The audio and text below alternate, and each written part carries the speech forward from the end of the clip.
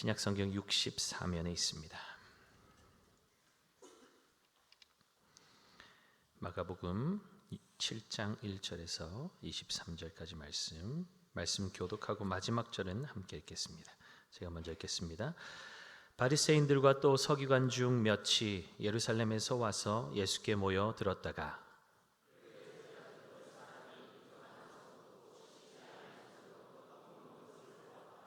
바리새인들과 모든 유대인들은 장로들의 전통을 지키어 손을 잘 씻지 않고서는 음식을 먹지 아니하며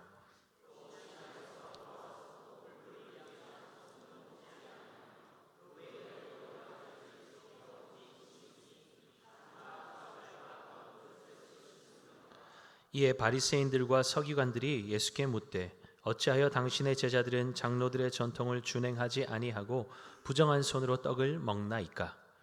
이르시되 이사야가 너희 외식하는 자에 대하여 잘 예언하였도다. 기록하였으되 이 백성이 입술로는 나를 공경하되 마음은 내게서 멀도다. 사람의 계명으로 교훈을 삼아 가르치니 나를 헛되이 경배하는도다 하였느니라. 너희가 하나님의 계명은 버리고 사람의 전통을 지키느니라. 또 이르시되 너희가 너희 전통을 지키려고 하나님의 계명을 잘 저버리는도다. 모세는 내 부모를 공경하라 하고 또 아버지나 어머니를 모욕하는 자는 죽임을 당하리라 하였거늘 너희는 이르되 사람이 아버지에게나 어머니에게나 말하기를 내가 드려 유익하게 할 것이 고르반 곧 하나님께 드림이 되었다고 하기만 하면 그만이라 하고 자기 아버지나 어머니에게 다시 아무것도 하여 드리기를 허락하지 아니하여 너희가 전한 전통으로 하나님의 말씀을 폐하며 또 이 같은 일을 많이 행하느니라 하시고 무리를 다시 불러 이르시되 너희는 다 내 말을 듣고 깨달으라. 무엇이든지 밖에서 사람에게로 들어가는 것은 능히 사람을 더럽게 하지 못하되 사람 안에서 나오는 것이 사람을 더럽게 하는 것이니라 하시고 무리를 떠나 집으로 들어가시니 제자들이 그 비유를 묻자온대 예수께서 이르시되 너희도 이렇게 깨달음이 없느냐? 무엇이든지 밖에서 들어가는 것이 능히 사람을 더럽게 하지 못함을 알지 못하느냐? 이는 마음으로 들어가지 아니하고 배로 들어가 뒤로 나감이라. 이러므로 모든 음식물을 깨끗하다 하시니라. 또 이르시되 사람에게서 나오는 그것이 사람을 더럽게 하느니라. 속에서 곧 사람의 마음에서 나오는 것은 악한 생각 곧 음란과 도둑질과 살인과 간음과 탐욕과 악독과 속임과 음탕과 질투와 비방과 교만과 우매함이니 함께 읽겠습니다. 이 모든 악한 것이 다 속에서 나와서 사람을 더럽게 하느니라. 아멘. 자, 우리 귀한 믿음의 지체들 인사할 텐데 오늘은 수어로 인사해 보도록 하겠습니다. 자, 요렇게 뭘까요? 얼굴 그렇죠? 얼굴이 다 이렇게 가리고 까꿍 하듯이 환하십니다. 예, 할 때 여러분 얼굴에 신경을 좀 쓰셔야 돼요. 까꿍 했는데 이러고 있으면 안 되겠죠. 그래서 여러분 얼굴이 환하십니다. 자, 한번 인사하겠습니다. 네. 까꿍 하듯이. 또 이러면서 한번 또 웃는 거죠, 그렇죠? 예, 지체들의 얼굴을 보니까 또 힘이 나고 또 막 격려가 되고 그렇지 않습니까? 이렇게 귀한 믿음의 지체들과 함께 한 자리에서 예배 드릴 수 있는 것이 은혜입니다. 그렇죠? 예, 한동안 뭐 아파서 이렇게 예배에 참석 못 하시는 분들 이야기 들어보면 그렇게 그리운 거예요. 그렇게 그리워서 그동안은 몰랐다고, 이게 얼마나 소중한 건지 몰랐다고 막 그런 이야기를 듣는데 여러분 정말 그렇습니다. 한 주 한 주 이렇게 같은 자리에서 같은 공간에서 같은 시간에 만나는 것이 뭐 당연한 것 같지만 당연하지 않아요. 하나님의 은혜고요, 특별한 은혜이고 하나님의 특별한 배려이고 감사할 제목인 줄 믿습니다. 한 번 더 인사할까요? 까꿍. 귀한 믿음의 지체들과 함께 예배드리게 해서 너무 좋습니다. 감사합니다. 자, 마가복음 6장 50절 우리 암송하고 말씀 나눕시다. 그들이 다 예수를 보고 놀람이라. 이에 예수께서 곧 그들에게 말씀하여 이르시되 안심하라 내니 두려워하지 말라 하시고. 아멘. 자, 할까요? 그들이 다 예수를 보고 놀람이라. 이에 예수께서 곧 그들에게 말씀하여 이르시되 안심하라 내니 두려워하지 말라 하시고. 마가복음 6장 50절 말씀. 아멘. 예루살렘에서 온 바리새인들과 서기관 중에 몇 사람이 예수님께 항의하고 있습니다. 어떻게 씻지 아니한 부정한 손으로 떡을 먹으며 장로들의 전통을 깨뜨리냐는 것이었습니다. 말씀에서 보시다시피 제자들이 율법을 어긴 것은 아니었습니다. 율법 학자들이 율법을 보호하고 잘 지켜낼 수 있도록 하기 위해서 만들어준 전통을 어긴 것에 대한 항의였습니다. 3절 4절이죠. 바리새인들과 모든 유대인들은 장로들의 전통을 지키어 손을 잘 씻지 않고서는 음식을 먹지 아니하며 또 시장에서 돌아와서도 물을 뿌리지 않고서는 먹지 아니하며 그 외에도 여러 가지를 지키어 오는 것이 있으니 잔과 주발과 녹그릇을 씻음이러라. 그들이 음식을 먹기 전에 손을 씻는 전통을 만든 이유가 무엇이었습니까? 앞서 말씀드린 대로 전통은 율법을 잘 지키기 위한 좋은 동기에서 출발했습니다. 그런데 문제는 무엇이죠? 그 좋은 동기가 시간이 지나면서 사라져버리고 형식만, 껍데기만 남게 되었다는 것입니다. 그들이 음식 먹기 전에 손을 씻었던 것은 위생을 위해서가 아니었습니다. 당시에 위생관념이 어디 있습니까? 마실 물도 넉넉지 않았을 텐데요. 이 전통의 뿌리는 제사장들이 성막에서 하나님을 섬기기 전에 반드시 손을 씻어야 했던 율법에 있었습니다. 바리새인들은 이것을 일반 성도의 일상 식사에까지 확대 적용시켰습니다. 왜 그렇겠습니까? 너희가 내게 대하여 제사장 나라가 되며 거룩한 백성이 되리라는 출애굽기의 말씀처럼 이스라엘 백성 모두가 제사장의 거룩함으로 살아야 한다는 신학적인 이상을 일상 속에서 실천하려고 했던 것입니다. 밥상 앞에서 손을 씻는 그 작은 행위 속에 어떤 의미가, 어떤 고백이 담겨 있을까요? 나는 하나님 앞에 선 거룩한 백성입니다 라는 아주 좋은 의미가 담겨 있었던 것입니다. 이러한 전통 얼마나 아름답고 귀합니까? 하나님 잘 섬기기 위해서 세워진 교회의 전통은 칭찬받아 마땅하고 좋은 전통은 반드시 지켜내야 합니다. 그런데 주님께서 지금 바리새인들을 향해서 외식하는 자라고 칭하고 책망하고 계신 이유가 무엇입니까? 시키지도 않은 것, 쓸데없는 전통 왜 만들었냐? 그렇지 않죠. 우리 주님은 전통이 나쁘다고, 필요 없다고 부정하고 계신 것이 아닙니다. 본래의 목적과 취지와 전혀 상관없이 사용되고 있으니 예수님은 그것을 책망하고 계신 것이죠. 6절 말씀 함께 읽겠습니다. 이르시되 이사야가 너희 외식하는 자에 대하여 잘 예언하였도다. 기록하였으되 이 백성이 입술로는 나를 공경하되 마음은 내게서 멀도다. 아멘. 율법을 잘 지키기 위해서 만든 전통의 좋은 의도는 어느새 퇴색되어 버리고 형식만 남아 있었던 것입니다. 전통을 열심히 지켰지만 의미 없이 반복하다 보니까 어떻습니까? 변화가 없죠. 생명력이 없습니다. 마음이 점점점 말랑말랑해지고 주님을 사랑하는 마음이 점점점 더해지는 게 아니라 마음이 딱딱하게 굳어지고 둔감해지는 거죠. 그러니 보리떡 5개와 물고기 2마리로 남자만 5,000명이 배불리 먹고 남은 기적의 현장에 그 상황을 보고 들어도 어떤 반응이 나오게 될까요? 오병이어를 통해서 기진한 백성들의 허기짐이 채워져서 그들이 살게 된 것에는 관심이 전혀 없는 것이죠. 그렇다면 그들이 주목하는 것이 무엇이었겠습니까? 그들이 먹고 배불린 것, 그거에 집중하는 게 아니라 과연 사람들이 떡 받을 때 손을 씻고 먹었나 안 씻고 먹었나, 이런 비본질적인 것에만 관심을 두었을 것입니다. 물론 그들이 오병이어의 현장에 있었다거나 거기서 손 씻는 문제에 대해서 문제를 제기한 것은 아니었지만 이러한 그들의 삶의 태도는 항상 이러한 결과를 가져올 것이 분명하다는 것입니다. 본질은 놓치고 비본질만 붙잡는 거죠.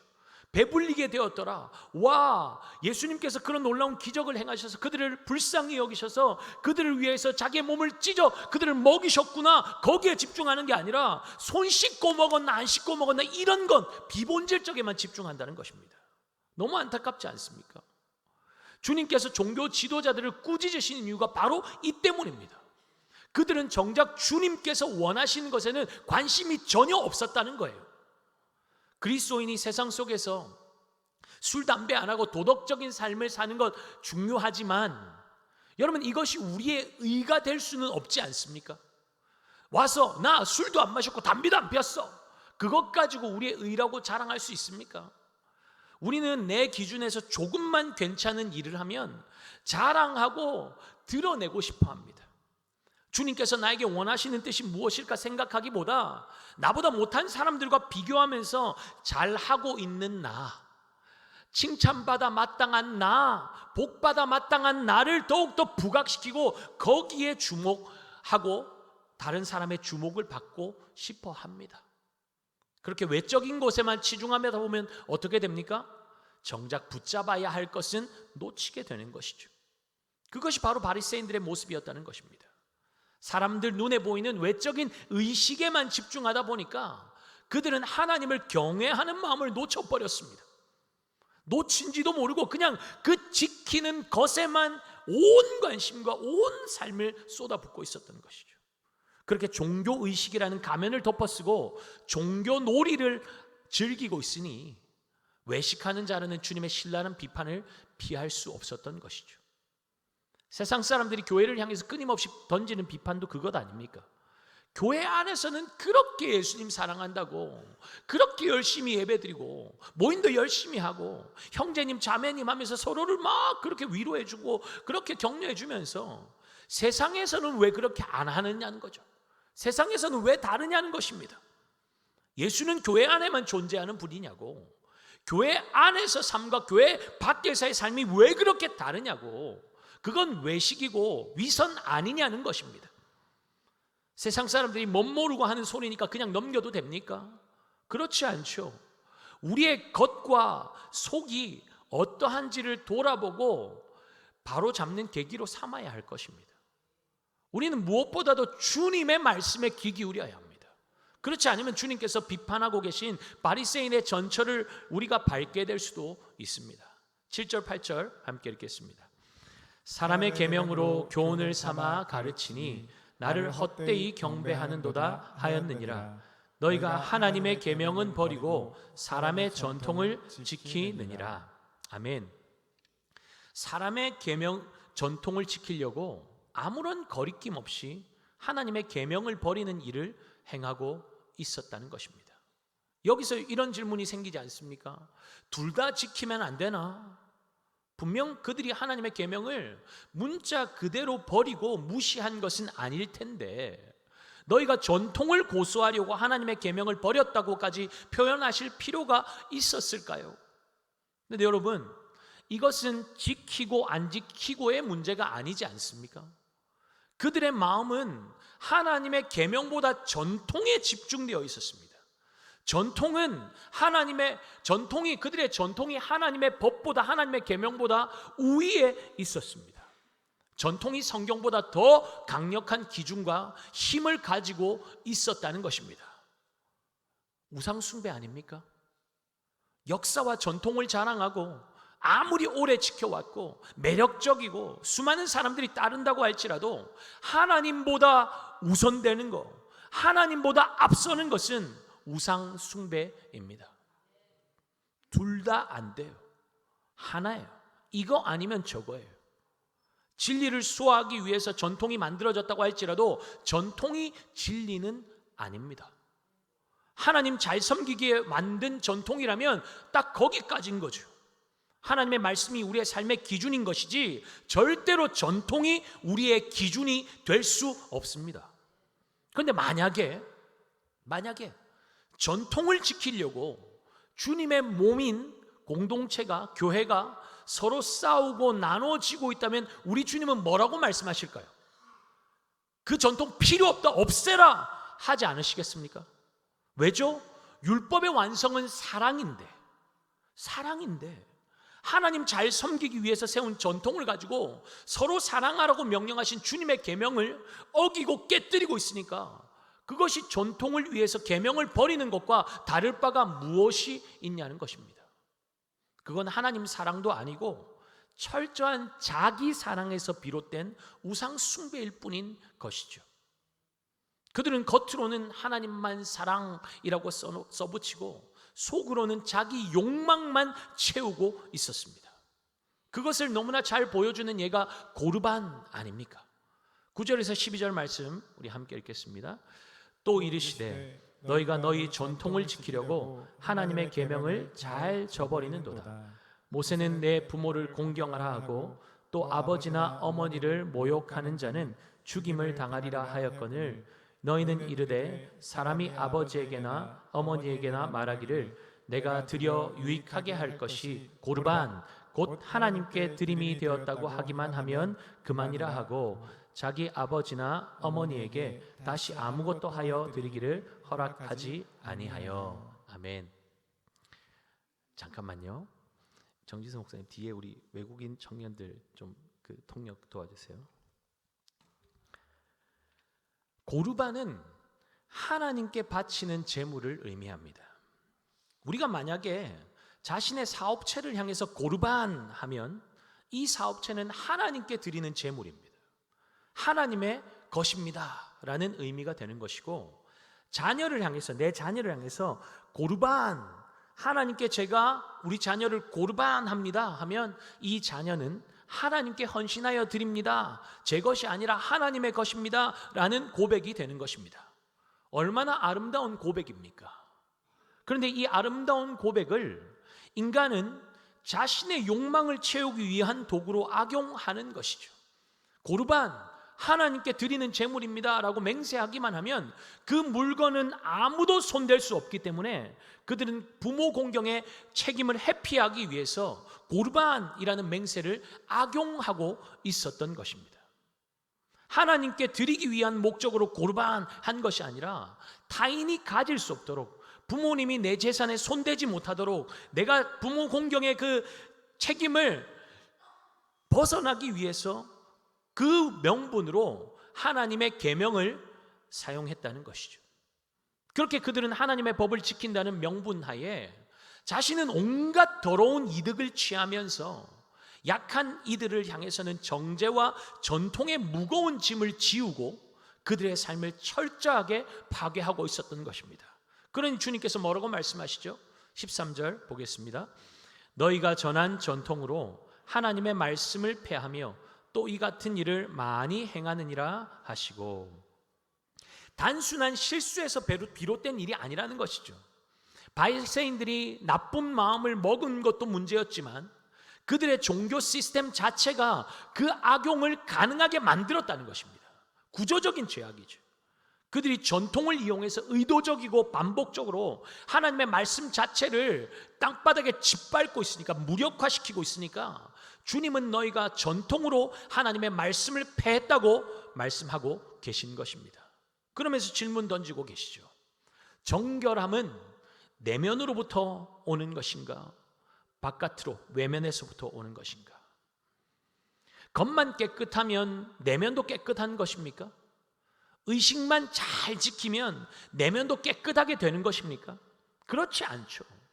그런데 우리는 마치 의식을 잘 지키면 우리가 깨끗해진다고 속을 때가 얼마나 많습니까? 특별 새벽기도 했으니까, 일천번제 헌금 드렸으니까, 주일에 봉사 많이 하고 있으니까, 훈련 많이 받았으니까. 여러분, 이것이 우리의 내면의 거룩함을 보장해 줍니까? 전혀 그렇지 않죠. 15절 16절에 뭐라고 말씀합니까? 같이 읽어봅니다.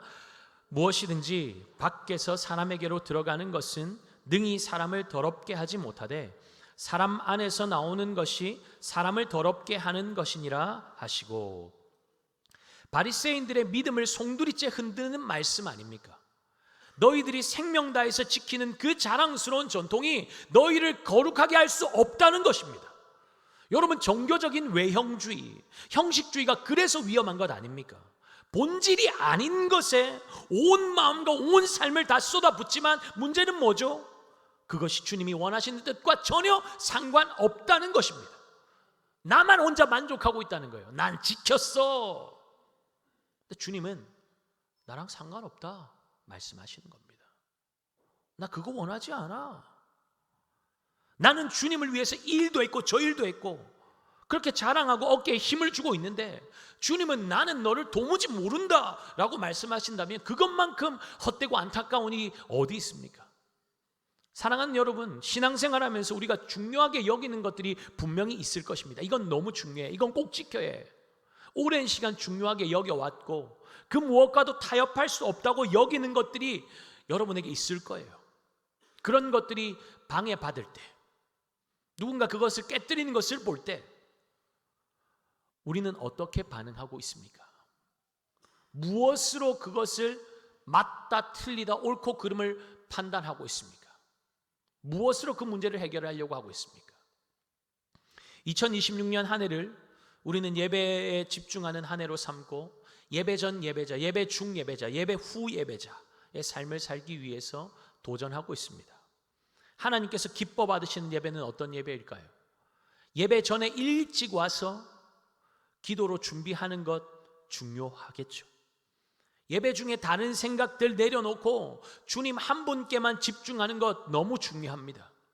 예배 후에도 축도가 끝나자마자 자리를 박차고 나가는 것이 아니라 오늘 주신 말씀을 가슴에 품고 그 말씀이 내 삶 깊이 새겨질 수 있도록 그 말씀에 순종하는 삶을 살게 해달라고 성령님께 도움을 구하며 그 자리를 지키고 기도하며 있는 것, 예배 후에 예배, 또 그 삶을 살아내는 것 너무 중요합니다.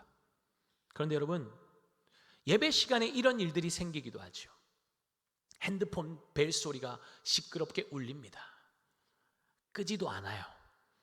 예배 드리고 있는데 예배 드리고 있다. 아이의 칭얼거리는 소리가 들려요. 우는 소리가 들립니다. 과자 봉지를 부스럭거리는 소리, 사탕 까먹는다고 부시럭거리는 소리, 마이크 시스템 문제로 스피커의 치직 소리가 계속 납니다. 특히 소리에 예민하신 분들은 마음이 아주 불편해지겠죠. 또 이 의식이 중요하다고 생각하시는 분들은 도대체 지금 하나님 앞에 예배 드리는데 이게 뭐야? 어떻게 예배 방해하고 있는데 그냥 가만히 있을 수가 있어?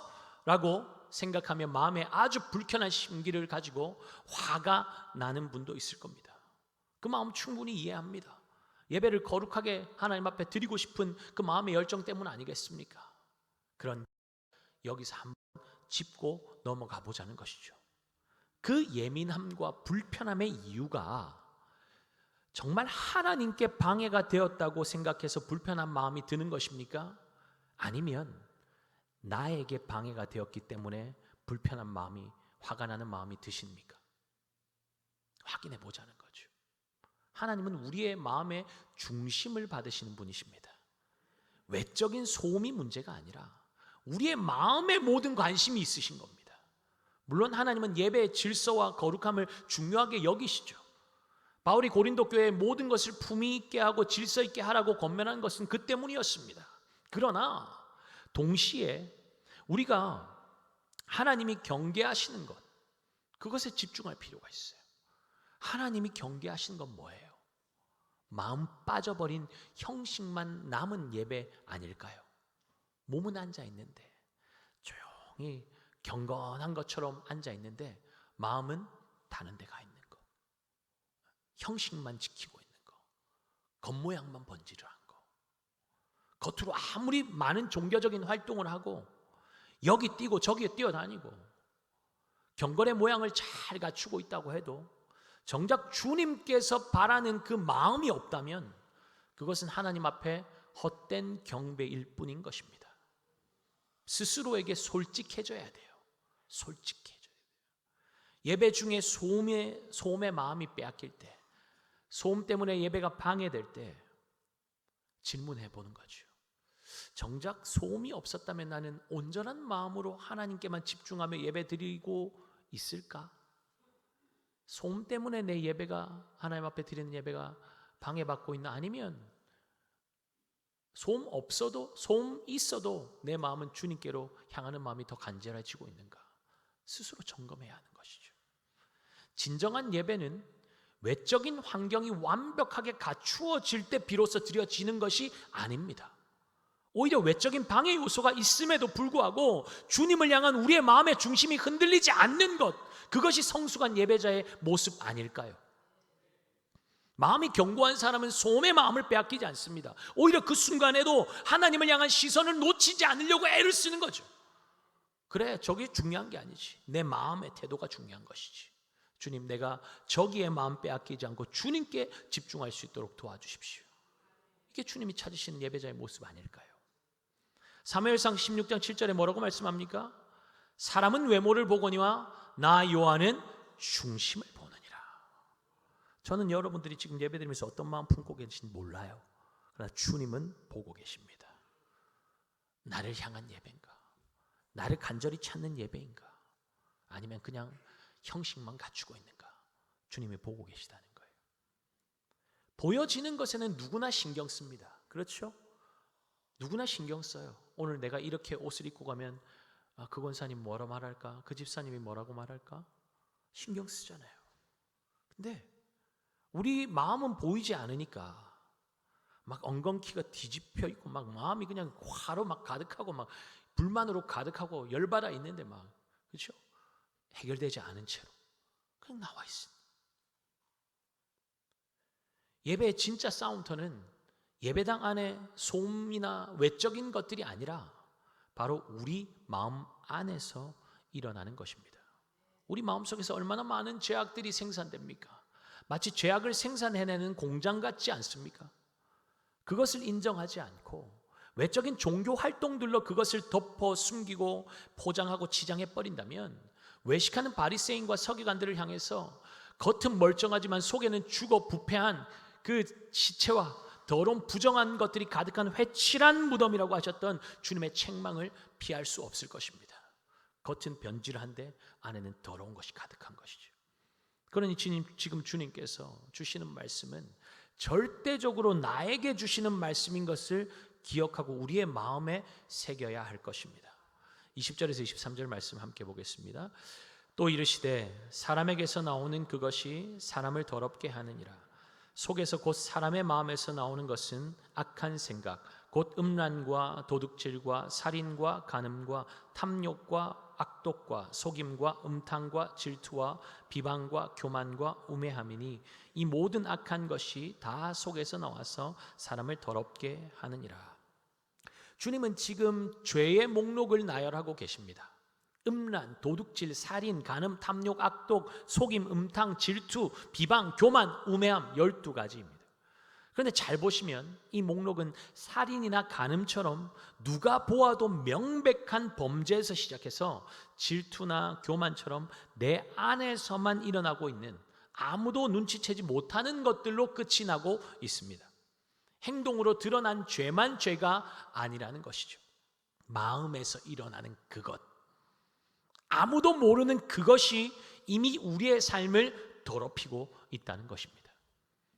사람을 더럽게 하는 악한 생각이라는 단어의 뿌리는 나누다, 가르다라는 뜻과 말씀이라는 뜻이 합성된 단어입니다. 무슨 말입니까? 하나님의 말씀과 내 뜻이 나누어지는 순간, 그 순간 죄가 시작된다는 것입니다. 우리 마음속에서 시작되는 이런 더러운 죄악들이 해결되지 않은 채로 아무리 많은 종교의식으로 채우면 무엇하겠습니까? 하나님의 관심은 우리의 중심, 우리의 마음에 있는데 마음의 더러움은 방치해버리고 외적인 종교 행위에 집중하는 것은 멋진 옷을 차려입고 화려한 옷을 차려입고 시궁창을 뒹구는 것과 다를 바가 없는 것 아닙니까? 그것이 바로 바리새인들의 모습이었다는 것입니다. 그런 더럽고 추악한 자리에 있는 자가 제자들이 손 씻지 않고 음식을 먹었다고 화를 내면서 주님께 따지는 모습이 너무나 아이러니하지 않습니까? 그럼 여기서 질문해야 하는 거죠. 나는 다른가? 우리 마음 안을 한번 들여다볼까요? 하루에도 얼마나 많은 악한 생각들이 올라옵니까? 저 사람보다 내가 낫다는 교만, 다른 사람이 가진 것을 향한 탐욕, 나에게 상처 준 사람을 향한 비방, 이런 생각들이 예배 중에도 기도 중에도 스물스물 올라오지 않습니까? 그것을 우리는 인정하고 싶어 하지 않죠. 내 모습의 실체를 마주하는 것이 괴로우니까 어떻게 합니까? 외적인 종교 활동으로 덮어버리는 겁니다. 그러나 주님 말씀하시죠. 그것으로는 안을 깨끗하게 할 수 없다고 말입니다. 그런 것들로 속지 않으신다는 것입니다. 아무리 외적인 화려한 활동들로 채우고 덮어도 주님은 속지 않으신대요. 예레미야 17장 10절 볼까요? 나 여호와는 심장을 살피며 폐부를 시험하고 각각 그의 행위와 그의 행실대로 보응하나니. 우리의 상태가 어떠한지, 얼마나 소망이 없는 존재인지 우리 주님은 이미 보시고 알고 계십니다. 마음속에 더럽고 추한 것들을 외적인 종교 행위로 치장하고 있는 위선자들 사이에서 주님께서 이 모든 악한 것이 다 속에서 나와서 사람을 더럽게 한다고 마가복음 7장 23절을 말씀하시는 이유가 무엇일까요? 모두가 다 부정한 자들을 피하려고 합니다. 전통을 지키지 않으면 부정한 자로 낙인 찍어버리고 부정함을 입은 자들과 상종도 하기 싫어하죠. 왜 상종하기 싫어합니까? 그 부정함이 나에게 전염될까 봐. 나는 마치 거룩한 사람인데 이 부정함이 나한테 막 전염돼가지고 나도 부정해질까 봐 그렇게 상종하지 않는 거죠. 제사장들이 지키던 손 씻는 법을 일상에 확대 적용하여서 거룩하게 살겠다는 다짐으로 시작해서 전통을 열심히 지켜왔지만 그들의 마음속에서 생산되는 더러운 것들은 돌아보지도 않은 채 방치해버리고 아무런 변화도 능력도 없는 의미 없는 형식만을 반복하고 있으니까 거룩하신 주님께서 결국 그 부정함 가운데 내뒹굴다가 죽을 것을 아시고 우리 거룩하신 주님께서 부정함이 가득한 세상 속으로 들어오신 것 아닙니까? 예수님께서 바리새인들이 보기에 손도 씻지 않은 채로 음식을 먹는 부정한 죄인들과 함께 앉아서 보란듯이 식탁의 교제를 나누고 계신 이유가 무엇일까요? 밖에서 들어오는 것이 사람을 더럽게 할 수 없다는 것. 그렇다면 사람을 더럽게 부정하게 만드는 마음 안에서 나오는 더러움은 어떻게 해야 합니까? 종교적 의식으로는 안 된다는 것이죠. 우리의 모든 더러움과 부정함을 정결하게 만드실 분은 오직 예수 그리스도 한 분밖에 없다는 것을 우리 주님은 그 자리에서 가르치고 싶으신 것입니다. 그러니 그 부정함의 자리 한가운데로 들어오셔서 부정한 자들과 함께 앉아서 식탁의 교제를 나누고 계신 것이죠. 에스겔 36장 26절입니다. 또 새 영을 너희 속에 두고 새 마음을 너희에게 주되 너희 육신에서 굳은 마음을 제거하고 부드러운 마음을 줄 것이며. 여러분, 이것은 하나님의 약속의 말씀입니다. 우리가 스스로 마음을 고쳐 먹어도 되지 않으니까 그것을 아시고 하나님께서 직접 우리의 마음을 바꾸어 내시겠다는 것입니다. 그리고 예수 그리스도의 십자가로 그 약속을 성취하셨죠. 주님은 우리의 마음에서 나오는 음란과 탐욕과 교만과 비방과 우매함, 이 모든 더러운 것들을 십자가 위에서 몸소 담당하셨습니다. 주님께서 우리의 대신 더러움을 다 뒤집어 쓰신 것이죠. 그리고 부활하심으로 우리에게 새 생명을 허락하셨습니다.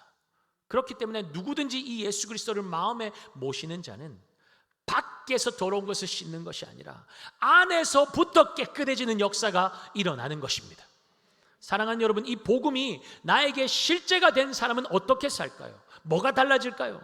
바리새인들은 손 씻지 않는 사람들을 향해서 부정하다고 정죄하며 멀리했습니다. 밀어냈습니다. 그러나 복음을 경험한 사람은 따를 수밖에 없는 것이죠.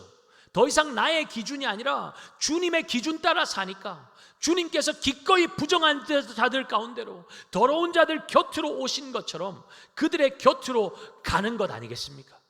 바리새인은 형식을 지키는 것으로 자기의 의를 세웠지만 복음을 받은 사람은 내 의가 아니라 주님의 의로 사는 자들이니 누구를 정죄하겠습니까? 누구를 판단하겠습니까? 바리새인은 부정한 자를 정죄했지요. 그러나 새 마음을 받은 사람은 그 부정한 자를 향한 하나님의 마음을 품는 것입니다. 왜죠? 주님께서 나를 조건 없이 사랑해 주신 것을 경험했기 때문입니다. 이 땅에 마음의 더러움 때문에 스스로를 무너뜨리며 사는 사람들이 얼마나 많습니까? 그 더러움은 하나님과 그 사람을 삶을 갈라놓죠. 생명이신 하나님 떠나 사는 사람들에게 필요한 것은 무엇일까요? 손 씻어서 깨끗해지는 법이 아닙니다. 전통이 아니에요. 그들에게 필요한 것은 복음입니다. 예수 그리스도입니다. 우리의 더러운 죄를 깨끗하게 씻으실 분은 오직 예수 그리스도 한 분밖에 없기 때문입니다. 우리가 깨끗해서 더러운 자들에게 가는 것이 아닙니다. 나도 부정하고 더러운 자였습니다. 그런데 그 부정한 우리 가운데 주님께서 찾아오셨고 주님으로 말미암아 우리가 깨끗하고 정결하게 된 것입니다. 값없이 받았기에 값없이 나누어야 하는 것입니다.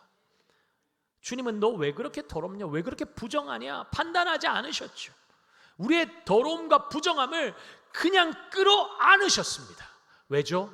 사랑하니까요. 여러분, 사랑하면 품는 겁니다. 아파도 품는 거예요.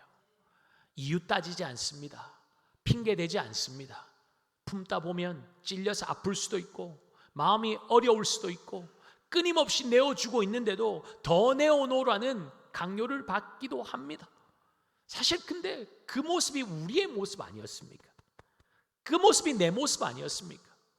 그럼에도 우리 주님은 품어주시고 사랑하시되 끝까지 사랑하신 그 주님의 사랑을 우리가 경험했으니 그 사랑 의지에서 영혼들에게 찾아가보자는 것입니다. 이번 한 주는 섬김 주간으로 지킵니다.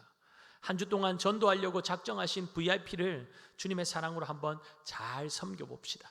시간을 정해서 만나시고 맛있는 음식도 대접하시고 차도 함께 나누면서 내가 경험한 주님, 그 사랑이 얼마나 크고 놀라운지, 그 사랑이 얼마나 나를 감격하게 하는지, 내가 왜 그렇게 귀찮게 하면서 주님, 예수님을 나누려고 하는지 그들에게 여러분들의 진심을 전해주시고 또 기도로 준비하면서 26일 주일에 초청하는 시간을 가지려고 합니다.